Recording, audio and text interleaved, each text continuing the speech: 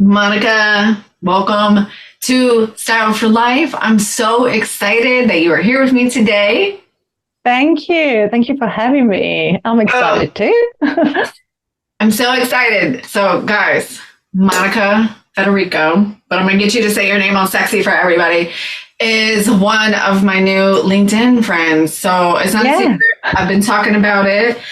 When I lost my job a couple of years ago, one of the things I got, and we can talk about this too, one of the things I got out of that severance package was a career coach. And the first thing she did was like, get back on LinkedIn. And I was like, okay. So I was like, cleaning up my LinkedIn because I've been with this company for 11 years. So I was like, dating again? It's like, I can actually relate to that. Yes, I think I did the same. Yeah. It was like, oh, okay. So I'm dating again and I got to like clean up my LinkedIn profile. Okay, we're going to do this. And then I had the amazing idea to start my business. So then LinkedIn became this like scary place for me because I identified it as that version of myself and I couldn't go on there anymore. I wasn't good enough. I had got cut when they did layoffs. Like, who am I too? So me getting back on LinkedIn this summer really has been such a big deal. So you coming on the podcast and us connecting, and I really enjoyed your content, and it's really not even refreshing, like inspiring, just like really juicy stuff. So you coming on the podcast, it's a big deal to me. So I'm really excited. Thank you. I can relate to your story, I have to say. Yes. It's a good place, LinkedIn.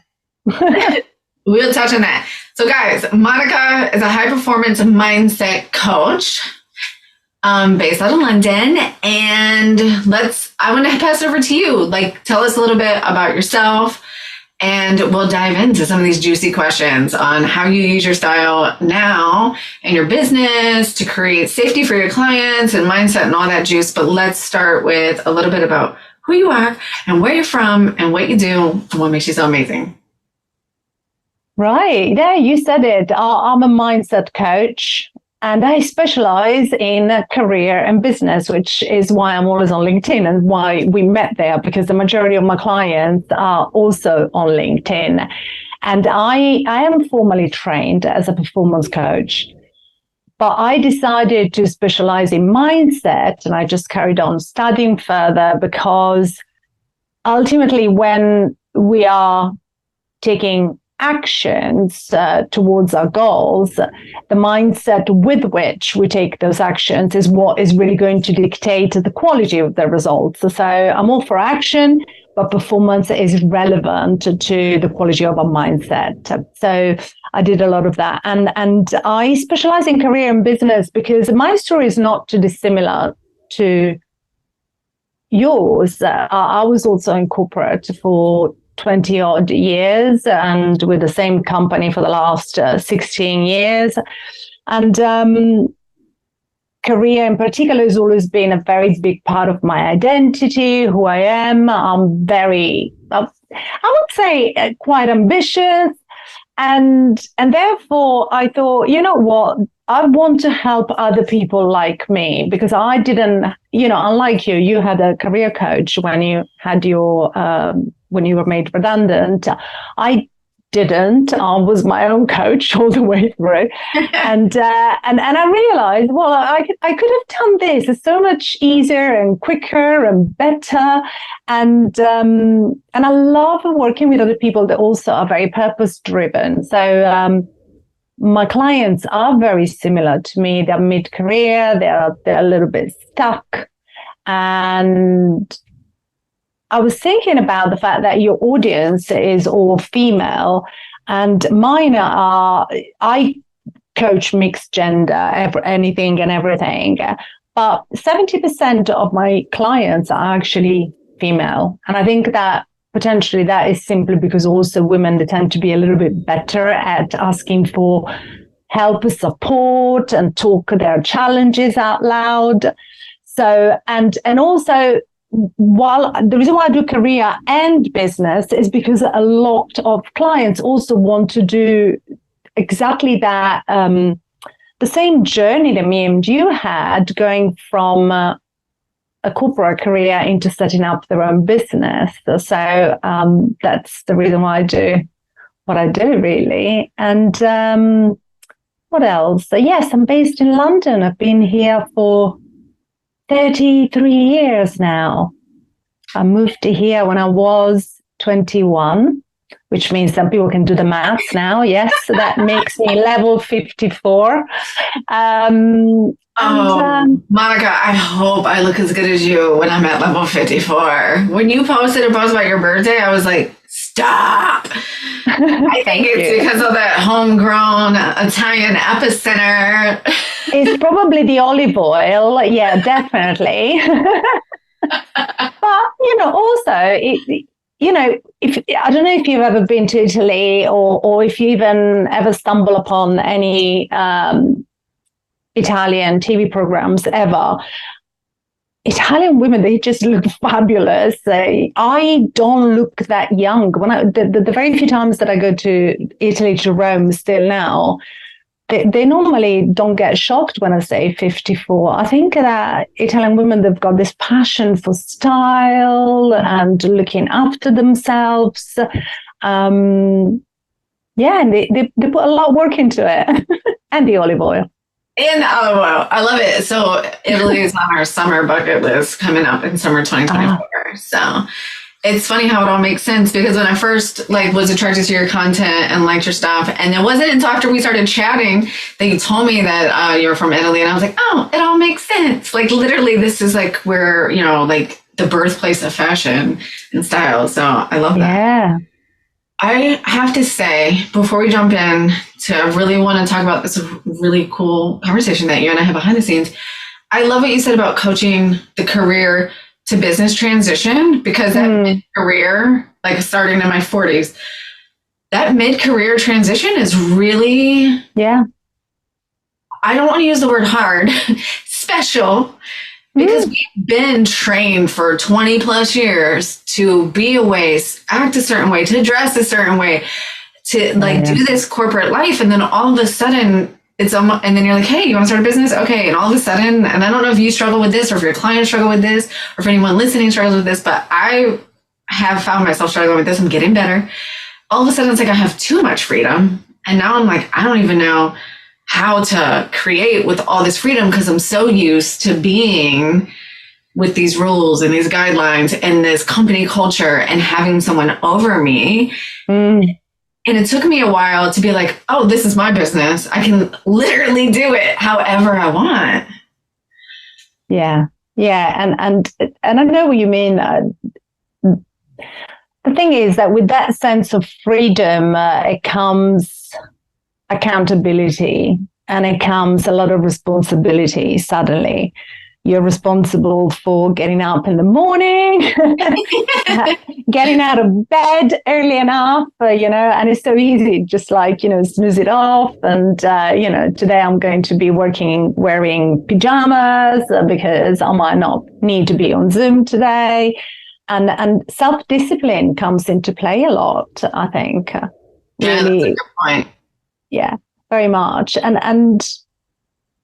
And we easily, and this is part of the whole mindset piece work that I do with people. There is a lot about the way we sabotage ourselves, the way we procrastinate, the way we avoid difficult tasks. So for some people, that can be a straight up form of self-sabotage, and it can be worked on. So you nailed it. Self-sabotage is something that I don't think I realized how much I was self-sabotaging. And so you hit a wall, and as a business owner, you can't hide your self-sabotage. It's so easy to hide it in corporate because you follow rules, or you do this, you play the game that someone else has laid out for you. But as a business owner, you can't hide your own self-sabotage. It is reflected back to you, and you're like, dang, I thought I worked on that. The thing is that the patterns come back, right? And they show up everywhere. They show up in our relationships with our family, with our partners, with our friends, just absolutely everywhere. So whatever was getting in the way in our corporate life is getting in the way also in a business life, as the solopreneurs in particular. If we don't have a big team behind, that's and as you said it, we can't hide, because things don't happen when we self-sabotage. We just cannot move the needle. So there's no place to hide. If you're working for someone else, you're still getting the paycheck at the end of the month, right? Even if you had a bad month, when you're working for yourself, very often, especially the first few years, that's definitely not the case. So you need to be on the ball. Yeah, I love that you said that. So I think that's a beautiful segue into something else I wanted to touch on with you, that I'm sure plays and ties back to those patterns, self-sabotaging. And well, everything ties back to mindset, like we were talking about yesterday, like literally everything. Yeah. So you and I were chatting behind the scenes a couple weeks ago, and you had mentioned something to me, and we were talking about dressing for the boys club and this idea of not having like a lack of female role models through our career and things like that. And I wanted to explore that for a little bit because I think that's it's a super juicy conversation that I haven't had before in the podcast, is dressing to play those roles. And then that kind of goes back to what we were just talking about like not being able to hide anymore. Then when we do have freedom and we step away from the boys club, I had a very similar experience. I was in a male dominated industry, like I said, for over 11 years, and a very minimal female leaders, but that was just the industry I was in. So I could see where I would dress a certain way or act a certain way. So I wanted to talk to you about that a little bit. What's your experience with that, with like the boys club, lack of female leaders, and like how that showed up for you, whether it's dressing to play the part or really kind of just in general? Because where I sit, I think they all play, it's like mindset. And I think the way we dress is part of our mindset. Yeah. My experience, and I'm pretty sure that many women can relate to this, by the way. I worked in the fitness industry, and the fitness industry, when I started, was so male dominated, and it got a little bit better. But the very, very top, so if we're looking at the executive board and upwards, are still very, pretty much 100% male. And for many years, I was part of the operations team as well, so very commercially minded. And the particular pillar of operations is even more so male in comparison to other areas of the business. And there were like two camps of dresses: operations, which is where I was at for most of my career.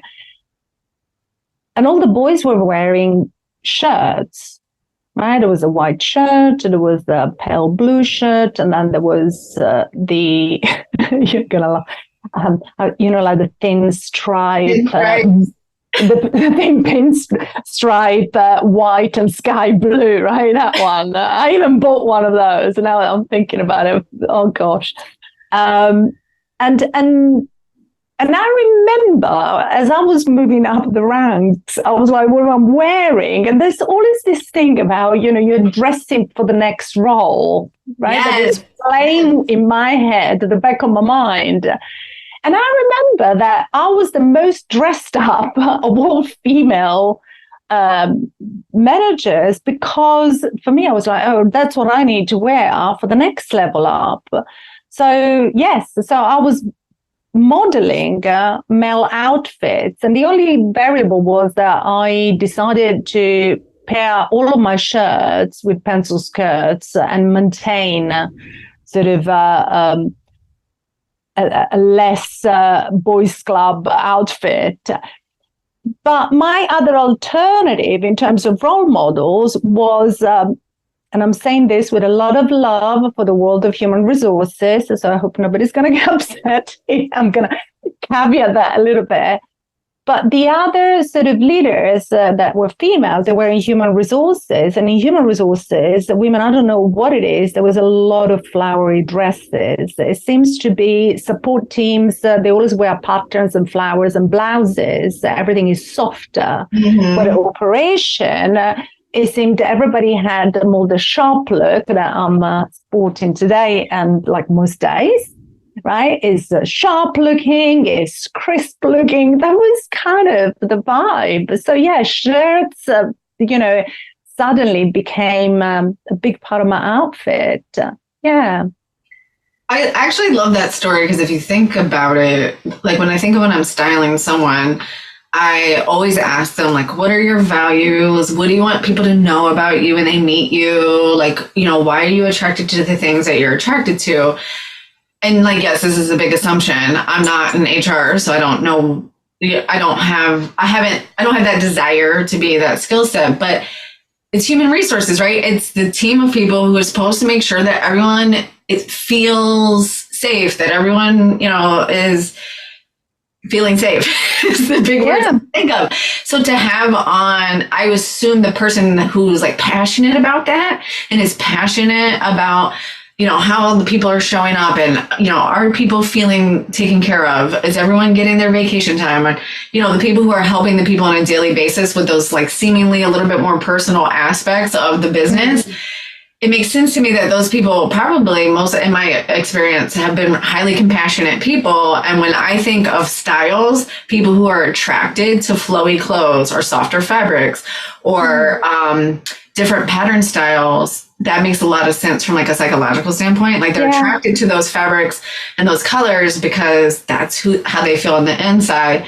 And the people who I'm really attracted to, like classic energy and like you were saying, like sharp collars and like pencil skirts, like really clean lines and things like that. Cause I know I have a lot of go energy, right? Like I get shit done, right? And I don't feel like getting shit done when I have on a flowy dress. I feel like relaxing and chilling. So I feel the same, actually. Yeah.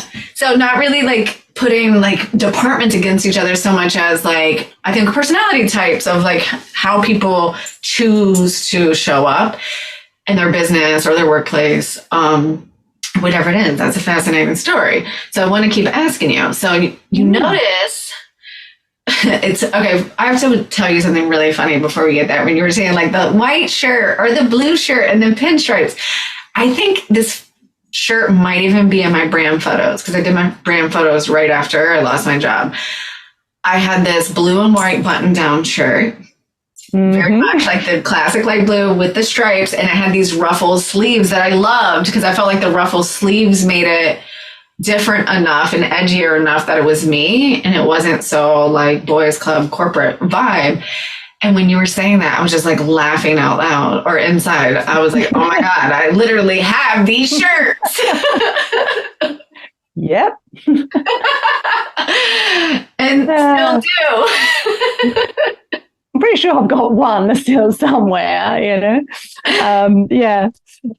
No, I know exactly what you mean. But I think I think it's important as well because very often when we're looking at what am I going to wear in a business, right? There's a lot about, okay, so as a coach, right, it's all about supporting our clients. And it is a lot about creating a very safe space.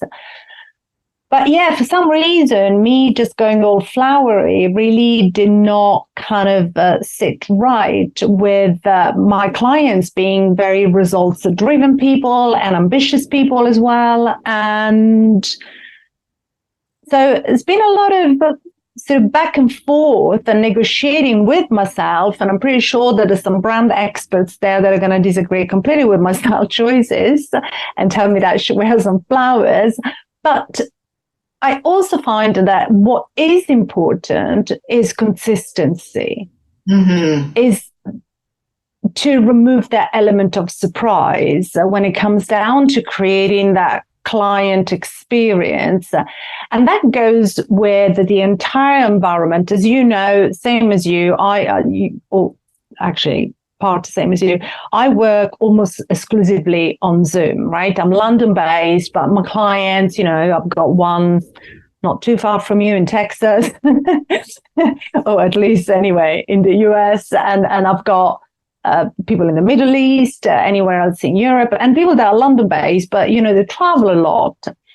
And one thing that I made a very conscious decision about is to be consistent with when I'm coming when I'm showing up on Zoom, that my environment also is curated. And I think that even the environment is part of the experience, not just my outfit. I think we've all been there. There's nothing worse than you meet someone online, you look at their website, you look at their photos, and then suddenly, boom, they show up on Zoom and you just go, who are you? Yeah. Right? You had this idea of this person, this brand, and who they are, right? And they look all suited and booted and sharp, and then suddenly they show up with a hoodie, and you're just like, And we shouldn't care about it, but we do. It's still sending a message of lack of trust sometimes. Yeah. It makes you question, and trust is at the foundation of what I do and what a lot of businesses out there do anyway. It's not just me, right? It's trust in a business, regardless the service that you're providing, regardless the product that you sell. And I think that consistency is more important than the flowers or the sharp collar. Yes, I could like kiss your face right now. That's how Yeah, more than welcome. if we were face to face. That's exactly what I tell people all the time. I'm like, the respect that you would channel into an in-person meeting is the same amount of respect that you need to channel into your Zoom. That includes your environment, that includes your outfit, because you act a different way based on what you're wearing, because you have a mental connection with it or an emotional connection with what certain clothing items mean and what they represent for you. And we all do. And like you said, we shouldn't matter, but we do, because like, stop me if I'm wrong, but I think that's how our brain like makes really quick judgments. So it can like it wants to go on autopilot, right? Like it wants to be like, this is easy. So if someone's wearing a hoodie, they're just hanging out and running errands. Maybe they're like creating behind the scene, maybe they're writing, but they're not on Zoom, like coaching a client and, creating high performance strategies, right? When I think of that, I think of two totally different outfits. So I love that you said that. And I would like to point out you have flowers behind you. So there are some flowers. Yeah, which are also white. I was thinking that, but I was gonna save that. I was like, and they're white. Like, people notice these things, right? It's not even us just saying that for the sake of having a conversation about it. People do notice, or at least my clients notice that. Yes. And I was not aware how much they noticed it until I started coaching more and more and more. And suddenly you realize that I make the comment, oh, you've changed the flowers. Oh, is that a new book? And you're just like kind of turning around and just going, what? So they're paying attention. And that was my cue to say, okay, so I'm not overthinking this. They're actually noticing. And the reality is that we are meaning-making machines, right? That's what we do. And because of that, we give meaning to the most random things, right? To the clothes that you got behind, the wallpaper that you've got, which I know you told me the story I absolutely adore. And I think, and I remember one particular client, actually, I'm normally very mindful of what I'm wearing when I'm in a meeting, and I tend to wear white shirts as much as possible. But, I also live in Britain. Sometimes, in particular in the winter, it gets incredibly cold, even if you got the heating on all day. And, jumpers, I think they're sweaters for you, right? Yes. You call them sweaters? Yeah, right. Jumpers at my end. They do come out. So, but I wear a lot of pale colors. So I've got cream jumpers and pale gray, beige, the usual stuff. So there's nothing that stands out. And once I think I got distracted. I don't know why, what was happening that day, but I had a beautiful black top, jewelry on, et cetera, et cetera. So it wasn't like, that I was being sloppy. I was quite dressed up, actually. And I showed up at somebody's final session. And the first thing that happened as Zoom came on, before even saying hi, she just looked at me and went, oh my God, you're wearing black. Is that because it's our last session?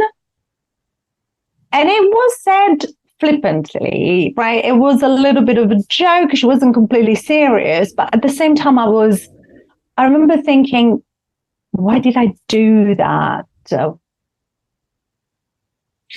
that was a really powerful connection. And it's, I say that all the time, like when we say things like, oh, I'm joking, but I'm not joking. Like, it's a joke.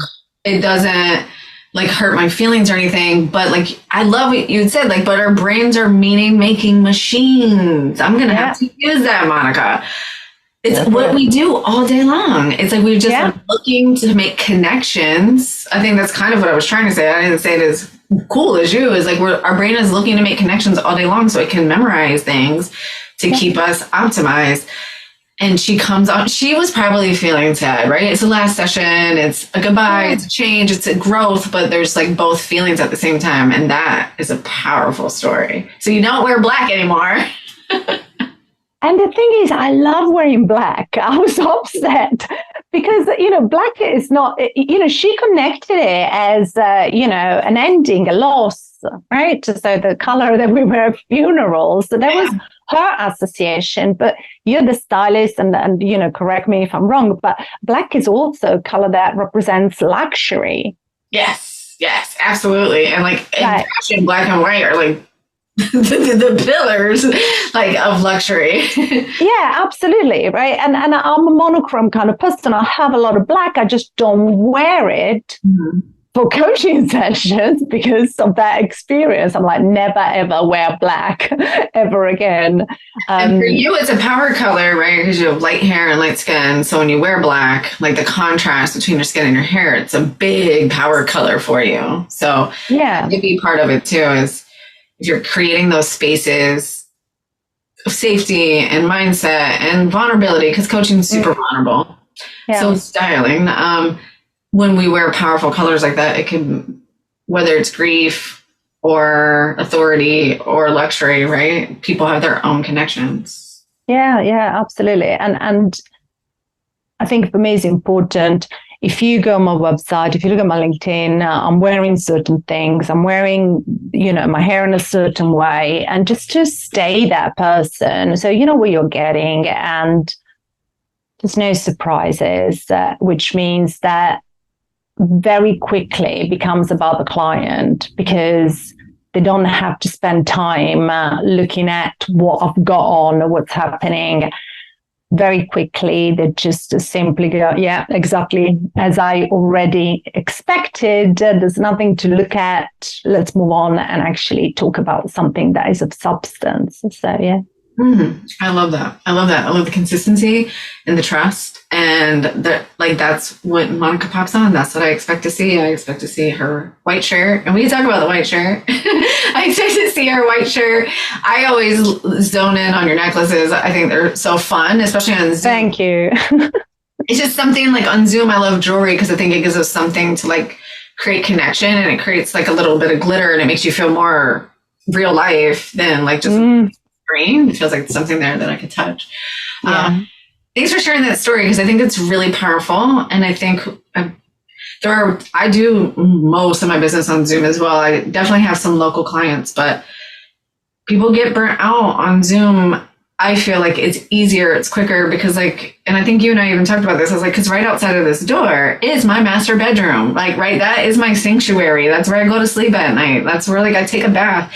So there's these really blurry lines between our personal selves, our professional selves. And I think our clothes are a fun way to navigate that.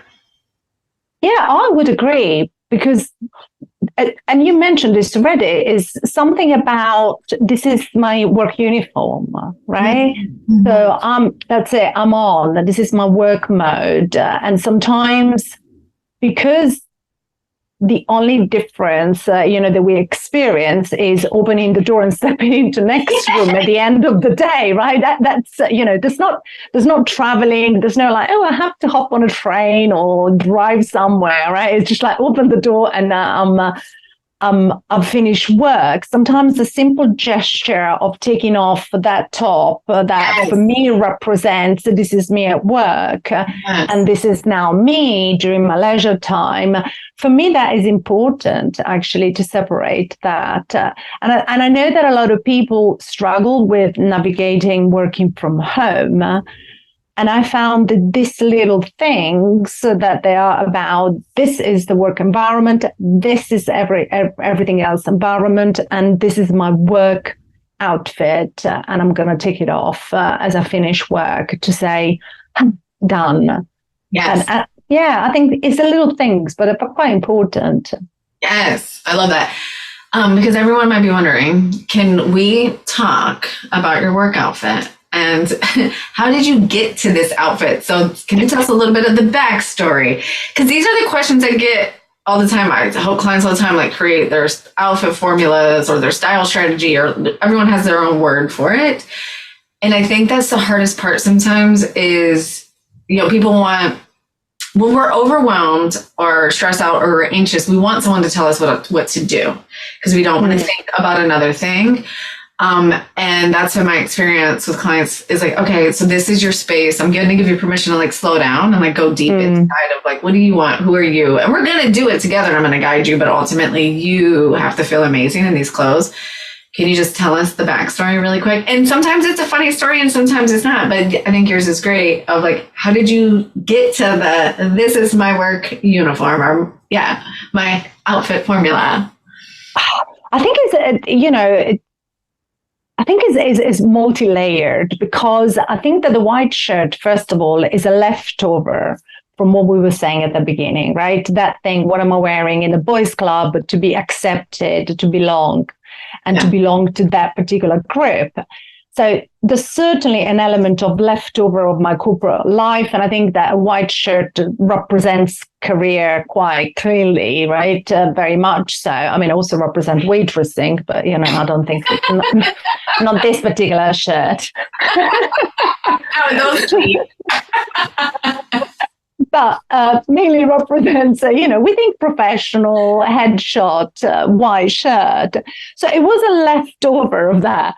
But two other things happened, I think, is that I was wearing the white shirt because I like it. I just generally like myself wearing a white shirt. And I think we also like, I'm going to say something silly, but, we like men wearing white shirts, right? So to me, it was like, it's a good look on everybody. And one thing that happened, though, is that I remember thinking, okay, I want to start posting on Instagram. And then I was like redoing my website. And I'm sure that many young businesses can relate to this. My first website, I had stock photos only. I don't think there was even one single photograph of me. I have to be honest.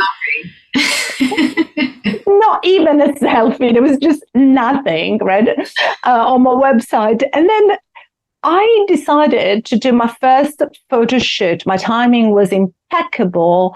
Month 1 of lockdown. Amazing. And the thing with that was that, we managed to get it organized because we could leave the house only for business reasons. So I was like, that kind of sounds like a business reason to me. And I remember thinking, I don't know how long these photos are going to have to last me. I think we all had that apocalyptic kind of vibe, but I was like, it might be the end. I might never be able to do a photo shoot ever again.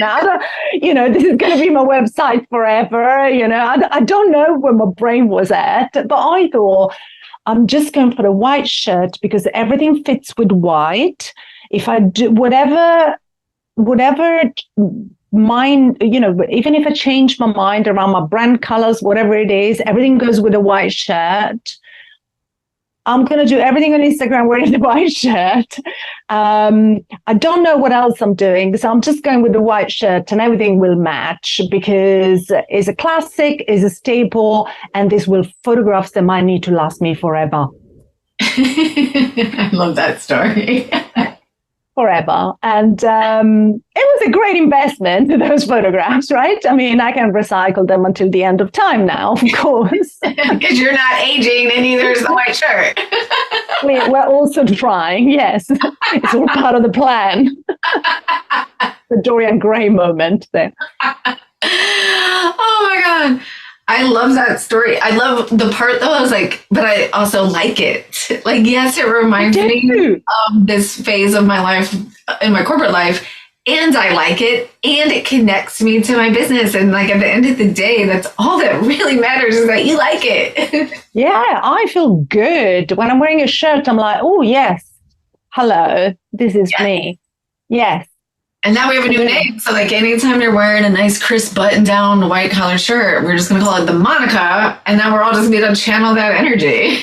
That's what my friend just said once. So she sent me a message. She was just about to go into a presentation. And she sent me a quick photo. And she said, look what I'm wearing. I'm just about to do a Monica. I love that. I love that. That's a perfect place to end. This has been amazing. Monica, you dropped some really juicy insights around like how we can use our clothes and what they can represent, and then how we can use them to create experiences with our clients. Yeah. And I think that's been amazing. So thank you so much for being on the show today. And thank you so much for having me.